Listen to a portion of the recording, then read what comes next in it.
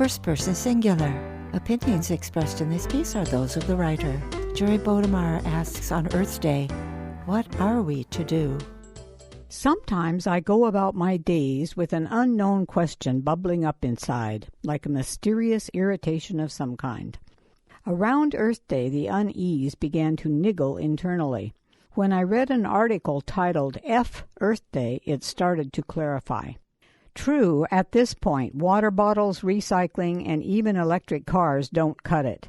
Yet many are working hard to make every day Earth Day, and there are so many things we need to say enough to, like fracking, the TPP, bank fraud, privatization, mass surveillance. So the question bubbling up was, what are the people to do? It is big systemic change that is needed, and soon. So how do we achieve that? We've emailed and called, signed endless petitions, prayed, marched, divested, protested, and cried. But now what? We need a revolution, a peaceful collective push for broad systemic change. How are we to do that?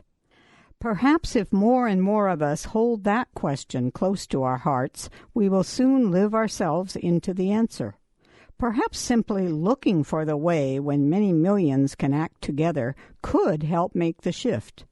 Many small actions can lead to larger ones, and the enormous challenges we face can push us to unity and action.